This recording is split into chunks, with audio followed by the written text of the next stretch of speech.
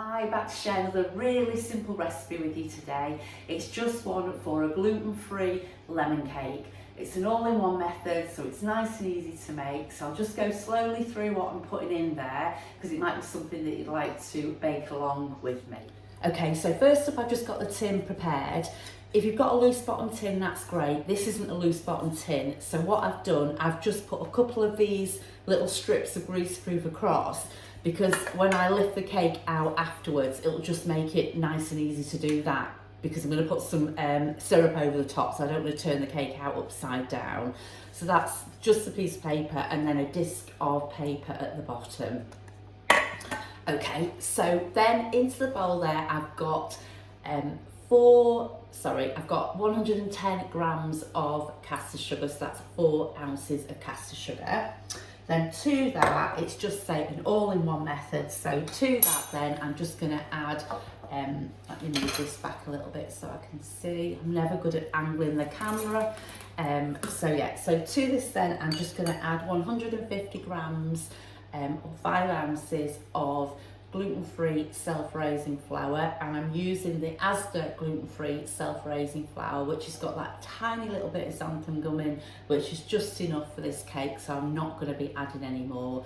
You can instead use gluten-free plain flour or gluten-free all-purpose flour if you've not got the self-raising, and then add a level teaspoon of gluten-free baking powder. And again, if you've not got xanthan gum already added to the flour, or if you don't spot something called guar gum on the ingredients, then if you add a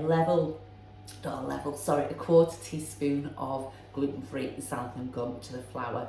But if it's already in the flour, forget it. Right, okay, so I'm just gonna pop the flour into the bowl. And then, sorry about the racket.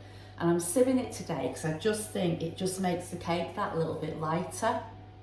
Okay, and then to that then, I'm just gonna add a little pinch of salt.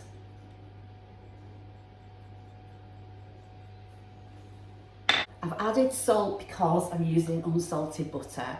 If you've only got salted butter, then skip adding salt.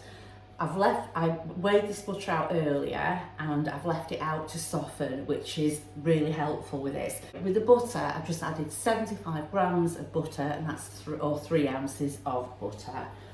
Okay, and then to that then, I'm going to add a tablespoon of lemon curd. Lemon curd ideally should always be gluten-free, but do always check just to be on the safe side.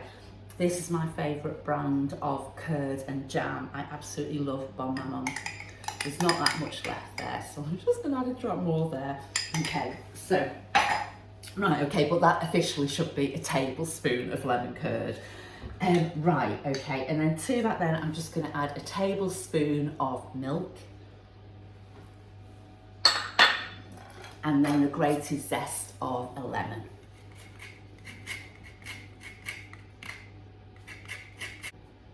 Okay, I've used an unwaxed lemon for that as well, and I'm just going to put that to one side because I'm going to use the juice of that with some sugar to make the syrup to go on the cake when it's baked. There we go, and then to that then I'm just going to add 2 large eggs. And then just whisk it together. If your butter's so soft, you could in fact do this with a spoon, but I prefer doing a whisk because you get a little bit more air in there. So if you've got one on hand, then I would suggest to use that.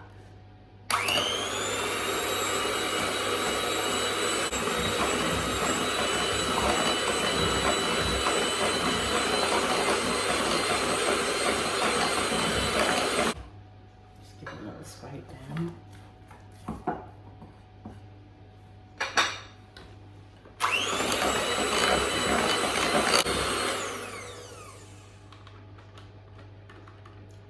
And once it gets to that stage, let me shake that off there. So once it gets to that stage like that, that's absolutely fine. And then that can just be transferred into the tin.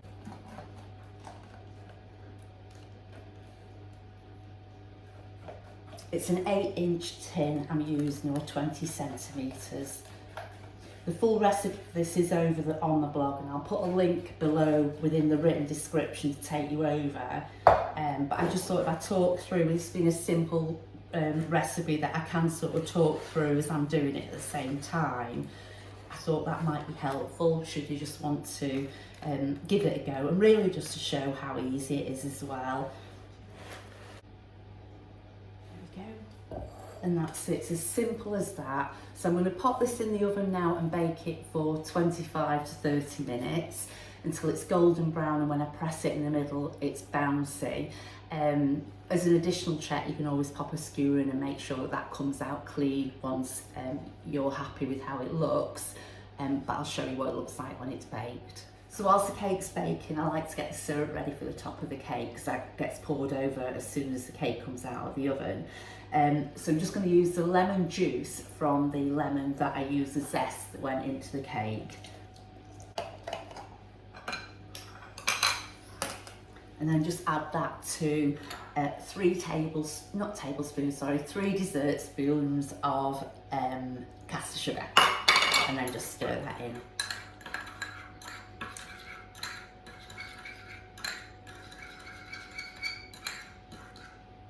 And actually, I just remembered I like to sieve that, so I'm actually going to sieve that back into there, because you sometimes get them little tiny pips, don't you? And I can see there are some in there as well.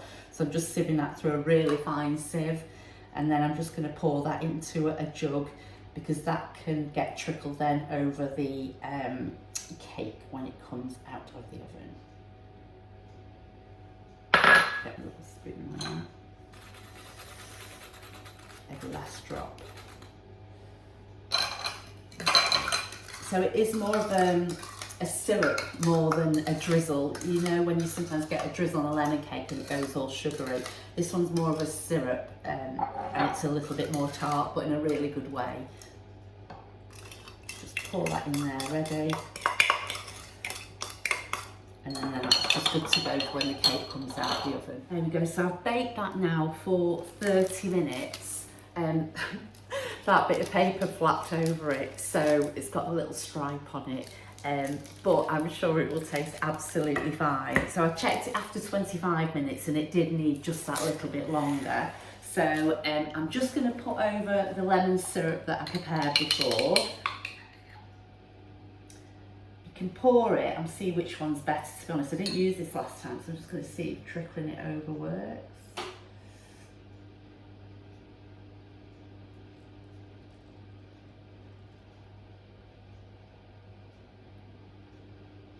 Trying to get it as even as possible over the cake.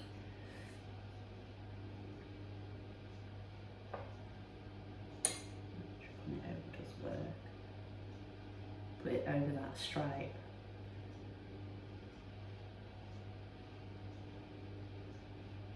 Okay, and then I'm just going to leave that in the tin now to cool slightly, probably just for about 5 minutes.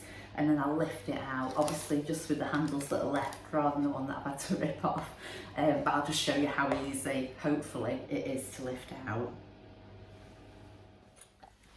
I've just given the cake about 10 minutes just to cool that little bit in the tin, because I know if I started mauling with it while it was still warm, hot, it will break up.